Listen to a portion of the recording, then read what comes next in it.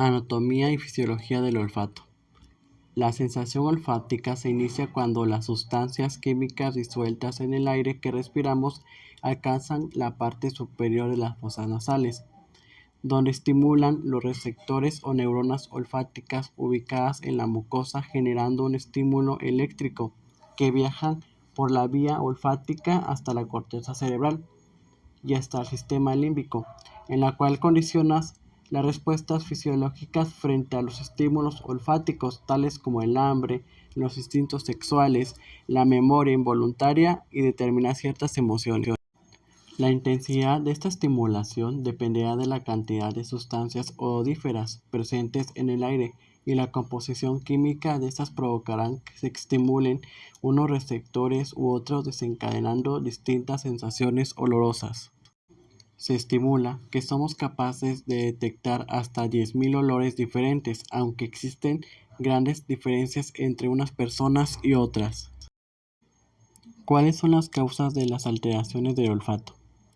La mayoría de los pacientes que consultan por una alteración en el olfato lo hacen por hiposmia o disosmia, siendo menos común la pérdida total del olfato, anosmia. Dentro de las causas más comunes de estas alteraciones se incluyen enfermedades en las fosas nasales y senos paranasales. En este grupo se incluyen las rhinosinusitis con o sin pólipos y la rinitis alérgica. En estos casos, la alteración en el olfato es debido a la inflamación de la mucosa. Otra causa más rara sería la presencia de un neuroblastoma, que es una tumoración maligna originada en el epitelio olfatorio. Infecciones y estado postinfección. En el contexto de una infección respiratoria superior aguda, la aparición de una hiposmia o anosmia temporal es muy común debido a los efectos de dicho proceso en la mucosa nasal. Alteraciones del olfato. Las alteraciones del olfato están presentes en un 14% de la población, y se sabe que su incidencia aumenta con la edad, ya que a partir de los 40 años aproximadamente existe un deterioro de las neuronas sensoriales olfatorias. A su vez, el 80% de los trastornos del gusto son secundarios a déficit olfativos. En este video hablaremos sobre las patologías del primer par craneal, que es el olfatorio. Las enfermedades olfatorias afectan en la calidad de vida de las personas. Cabe mencionar algunas enfermedades como la anosmia y la hiposmia. Al hablar de la anosmia nos referimos a la pérdida total de la capacidad olfativa.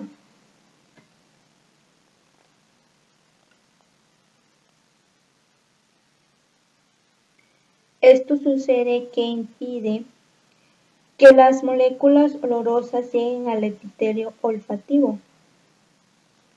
Si la pérdida no es completa, lo que ocurre es una disminución del sentido olfatorio. En este caso hablaremos de la hiposmia. Además,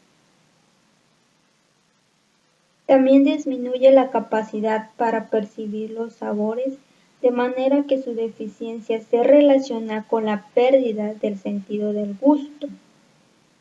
En este caso, ¿qué va a pasar si no tenemos gusto? Pues al momento de ingerir comida, no encontraremos el sabor suficiente para poder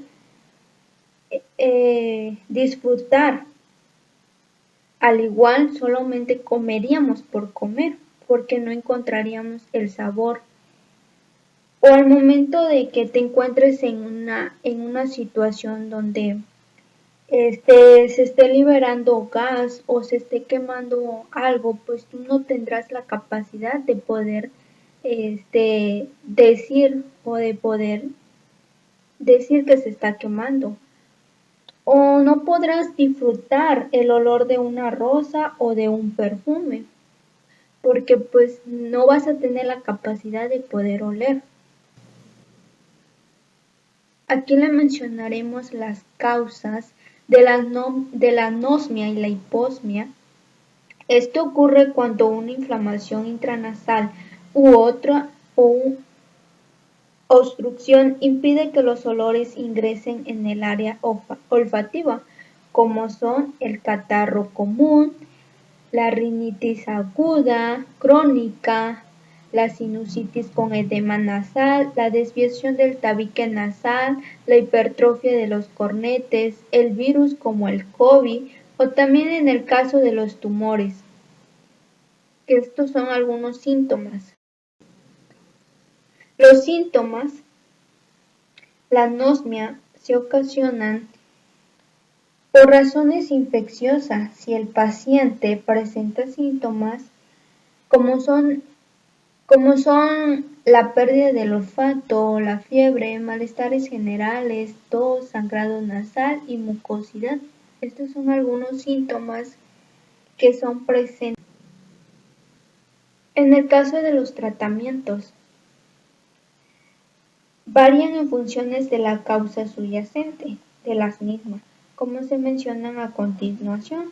La anosmia de origen infeccioso, en este se trata con antiinflamatorio, antihistamínicos y si es necesario con corticoides intranasales y antibióticos.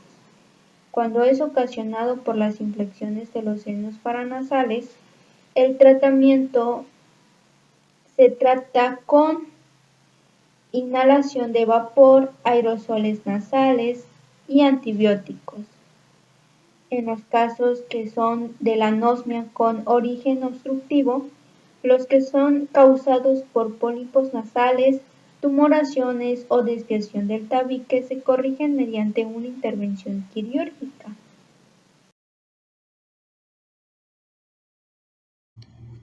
¿Qué es la rinosinusitis? Es una inflamación de las fosas nasales y de los senos paranasales caracterizada por el bloqueo, la obstrucción y la congestión nasal sumado a la secreción nasal o rinorrea que puede drenar por la parte anterior o posterior de la nariz. A estos síntomas se puede sumar la presencia de dolor o sensación de presión facial y pérdida parcial, hiposmia o total anosmia del sentido olfato. En la exploración física se puede detectar pólipos nasales o secreción mucopurulenta, obstrucción mucosa en el orificio meato medio. Clasificación de la rinosinusitis. Según la duración se clasifican en agudas y crónicas.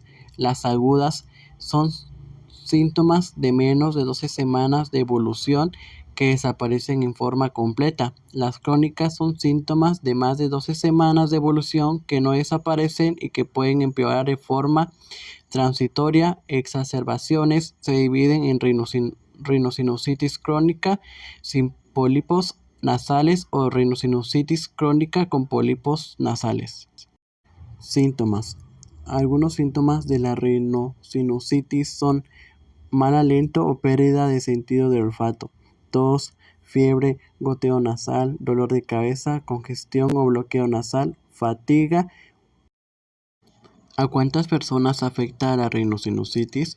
La rinosinusitis vírica aguda en resfriado común afecta a adultos entre el 2 y 5 veces al año, mientras que en niños en edad escolar afecta entre 7 a 10 veces al año. El 0.5 y el 2% de la rinosinusitis vírica aguda se sobreinfectan con bacterias. Rinitis alérgica. Es la inflamación de la mucosa nasal y los síntomas suelen ser los típicos de un resfriado, con picor nasal, estornudos, mucosidad y congestión nasal. Síntomas de la rinitis. Goteo de la nariz y congestión nasal, enrojecimiento y picazón de los ojos y ojos llorosos, conjuntivitis alérgica, estornudos, tos, picazón en la nariz, el paladar o la garganta, moco que baja por la parte posterior de la garganta, goteo postnasal, piel azulada e inflamada debajo de los ojos, ojos morados, alérgicos, cansancio extremo.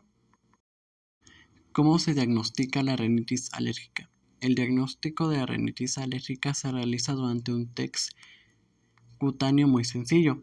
Se aplica sobre la piel del brazo gotas que contienen una cantidad conocida del alérgeno al que podemos ser sensibles. Esas gotas se atraviesan con una mínima lanceta hasta perforar la piel y se observa la reacción a los 15 o 20 minutos. ¿Cómo se trata la rinitis alérgica? El tratamiento integral de la rinitis alérgica se basa en evitar el alérgeno. La educación al paciente es importante en este punto para intentar minimizar los síntomas. El tratamiento farmacológico sintomático. La inmunoterapia específica, que consiste en la administración periódica de un extracto al que el paciente es alérgico durante un tiempo de 3 a 5 años, de manera que se disminuye el grado de los síntomas que padece el paciente.